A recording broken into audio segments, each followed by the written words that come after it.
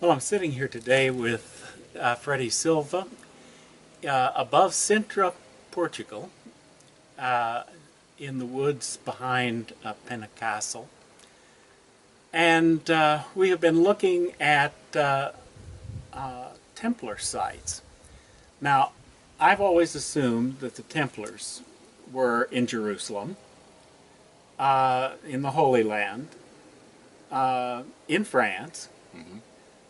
What were they doing here in Portugal?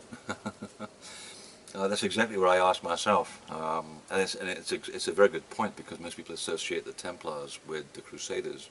Not quite the same thing. The two are very, very different people, even though the members of the future Templars did go there at the same time as the Crusades. The story is actually very intricate. It's an intricate web of family connections, business connections, religious connections, and it really dates back to the time when Godfrey de Bouillon, who became the first king of Jerusalem, once the city has been completely rid of all the Arabs, they established their positions as military people do, and then he does something very strange. He walks outside the city gates, still roaming around with Arabs, quite annoyed because they just lost their strong point, and he does something very silly for a military man. He goes outside the gates, goes to the ruins of the Basilica of Mount Sion, where there used to be many, many temples, including one for the Essenes.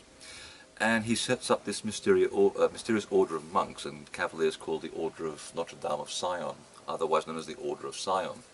Real organization, and it really is central to our understanding of how the Templars came to be involved here in Portugal, because one of the first count of the county of Portugal, which is the predecessor of Portugal, tiny little county in the north of here, he sails to Jerusalem twice, and on one of his trips he takes a young man with him called Pierre Arnauld de la Roche, otherwise known to the locals here as Arnaldo de Rocha, who then appears about a decade later as the head or the prior of the Order of Sion.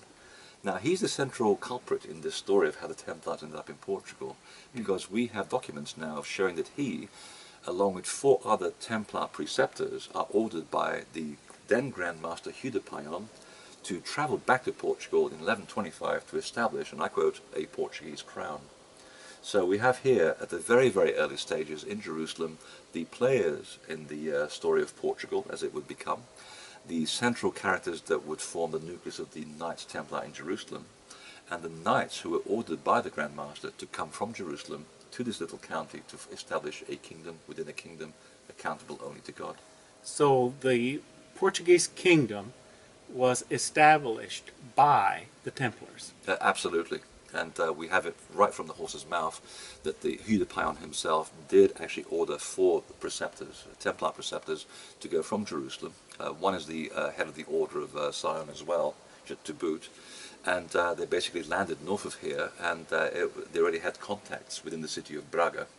And from those contacts and through their Burgundian connections in the country, they began to establish preceptories. They were given properties, land, homes to live in, and slowly you see this intricate web of relationships starting to pay dividends after 2 decades. And before you know it, they've got title deeds here, and they're acquiring more property in the county of Portugal long before they did in France. So we have always thought that, and were told that the Templars were in Jerusalem to protect pilgrims who were going to Jerusalem, and that seems to have nothing to do with Portugal. Absolutely nothing. It's something that just hasn't been written in history. It's been completely forgotten. It's marginalized. It's something that is a footnote in history. But the documentation is all there, and of course we know now today that the entire concept of 9 nights patrolling 33 miles Seems a between little ludicrous, actually. Jaffa to Jerusalem. I mean, that's a superhuman feat. Apart from the fact that there is proof and evidence that the Knights Hospitallers were already policing the roads by themselves. In fact, there's not even a shred of evidence that shows the original core of the Knights Templar did any fighting at all. There were 2 brotherhoods, an outer brotherhood who took care of temporal matters, such as fighting, as you had to do. Even monks had to take up a sword once in a while. And then there was the inner brotherhood who they looked like they were being guided by a ministerial college. They were doing things of a very spiritual nature. We find the same thing here as well.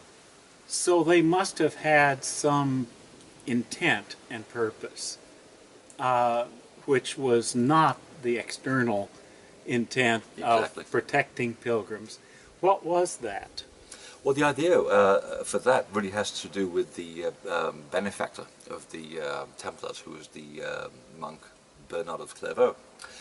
He's the highest member of the Cistercian order in France, and if you start reading his letters and his credo, you begin to get a sense that this guy was looking all the way from the beginning to create a kingdom of conscience, separate from the Catholic Church. A kingdom of conscience. Accountable only to God, to nobody but God. I see. And almost in a non-religious or early Celtic Christian sense. And when you start looking at the heritage of the original, not 9 knights, but 11 knights, there were actually 11 if we look carefully at some of the transcripts. So even there we have a problem with history. It's quite clear that most of the Templars were actually handpicked by Bernard of Clairvaux, and they were Cistercian monks, 2 of whom were actually Portuguese. Aha. That changes things considerably. So Portugal was going to be the center of this kingdom of conscience. Oh, even better than that. When the young prince of Portugal was aided by Bernard of Clairvaux, I have a document that also states quite clearly that the Templars, after his father died, always came to his aid and didn't stop doing it until he was king, and long after. So his father, who'd gone to Jerusalem, obviously made some good connections. When he died abruptly in 1113, the young prince was only 8 years of age, and the Templars supported him, make sure that he was brought up in the Templar tradition, and by the time that he grows up to be crowned a knight at 16 years of age, kids had to grow up very quickly back then, he's actually crowned as a Knight Templar as well. And they helped him essentially establish a stronghold against the Spanish, who were then trying to rule the country. So what we then find is that Afonso, the king, slowly takes the country away from the Spanish and from the Moors, who are ruling his piece of land. And then, once he's established all the land all the way down to the River Tejo, he then does an incredible thing. He gives away 1/3 of his territory to the Knights Templar. And that's the big story here, because it was a long, patient plan, waiting 40 years for these things to happen. And once they had that title deed, they took up 1/3 of the country, and the center of which was the town of Tomar, where their most important monuments are to this day. That was the center of their kingdom of conscience. And we visited Oh, we did. this little town, which is quite an interesting little town. Oh, it's surreal. Yes. And there is evidence, pretty clear evidence all over everywhere, symbols from the Templars. What's curious to me is then the connection with this to Jerusalem. Was it simply an accident of history that the Crusades happened to be going on at this same time? Why would you need to have Jerusalem connected to a kingdom that's here in Portugal? Yeah, I mean, it was very opportunistic of them. I mean, they found the right moment in history where suddenly a confluence of events took place, where it allowed a huge army to march through Europe, most of which died along the way. Yes. And so you had this favorable moment for the first time in hundreds of years where you have a large body of men marching on Jerusalem, re-establishing the Christian sacred places, which this particular group of Arabs had denied the Christians for the last 180 years, whereas the Arabs before them did allow worship at the sacred sites. So there are Arabs and there are other Arabs within the Arab kingdom. We have to remember it's a very complex story. And the connection between Tomar and Jerusalem was, again, going back to the ties that bind. The Cistercians, who were basically supporting the Templars spiritually, and also in terms of logistical matters, because Bernard of Clairvaux had deep fingers into the pies of the Vatican. He was a great diplomat and was able to even install his own Pope, who was favorable to the Cistercians. We have some of the Templar Knights who were very rich barons and Burgundians and part of a holy bloodline of Europe at the time. And then you have the Order of Sion, a very mysterious order of which we know so little about, because so little has been information remains about them. So you have these three people who come together in Jerusalem. They go away, they go back to Portugal, they create the kingdom, they set up the Templar Preceptory in Tomara, and through an extraordinary piece of design, they align their main church with John the Baptist to their main rotunda, and through a curious design of symbols in this church, you can align straight back to the Order of Sion in Jerusalem. So they're making a point. They're saying that these things are related.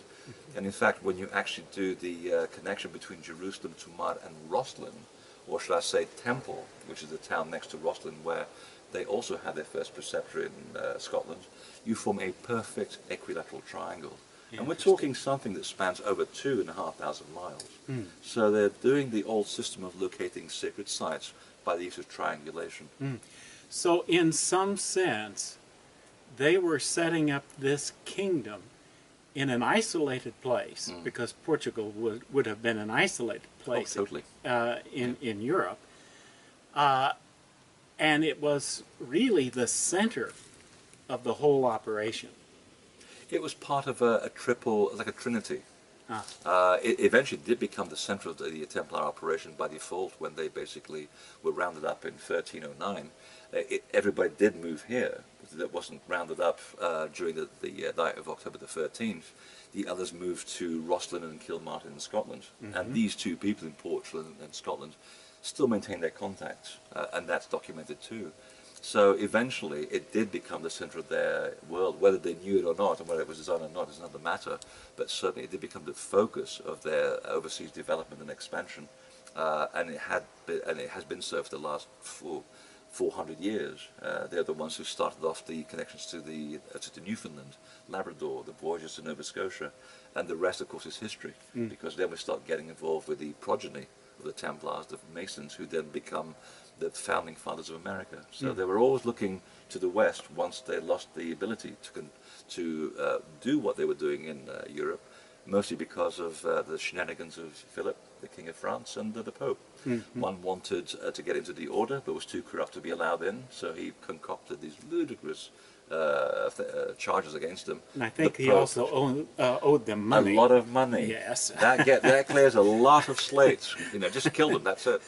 And the Pope, of course, was kind of incensed that the Templars were teaching people spiritual self-development. And that is a given. There's so much evidence to support that they were performing a ritual, an ancient Egyptian ritual called the raising of the dead. To cut a long story short, essentially, these esoteric orders, of which the Templars were one, they claimed all along that people who were just walking every single day, minding their own business, they're spiritually unaware. They are like the walking dead. But once you come into contact with this inner brotherhood of people, much like the Assems or the people in the Languedoc, the Cathars, the Bogomils of Bulgaria, all of these sects basically understood that once you come into contact with the deeper mysteries of life and you understand how the universe works, you are then risen from the dead. And it's a practice that takes about 3 years to achieve, but even today, the Masonic principle, the third degree, the candidate is raised from a figurative grave by a handshake where he is risen from the dead. And that's where he's finally given the secrets of life. We've just been visiting this castle, which is a kind of 19th century whimsy. Whimsy. I wanted to say folly, but whimsy will do. And yet, within all of the symbolism that is just rife throughout this castle, and every kind of symbolism, 19th century, they were picking up on Arabs and every culture. But buried in here are still Templar symbols. Yeah. Does that mean that there was a connection, even in the 19th century, oh, absolutely, to the Templars? Absolutely. I mean, their sphere of influence really went downhill a little bit after the Inquisition and the Pope rounded them all up.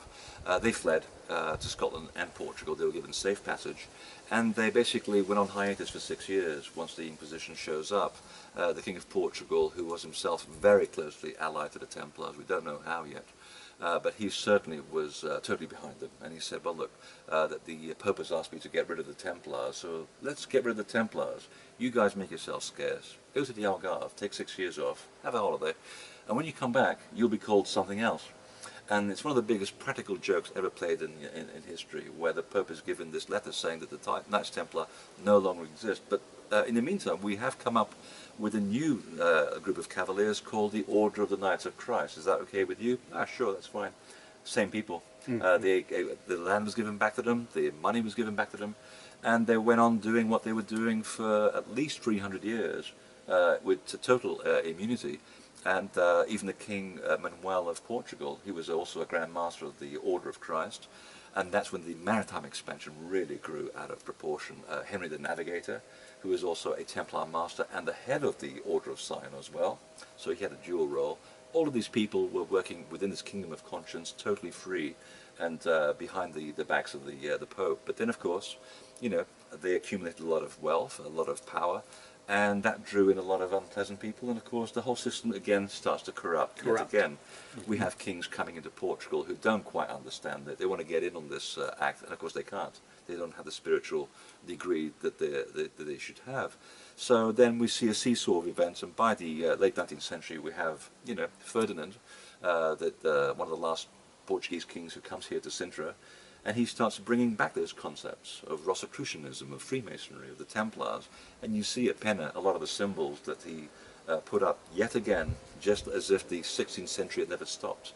So he was trying to bring back, and he was quite obvious about it. He wasn't even being subtle. He was showing quite clearly in the way he positioned his symbols that he meant for things to come back, and he had a degree of success until, of course, the church and the events, the revolution against the monarchy, took all that away from him. And the rest is history. Well, we're going to have to get out of here before it rains.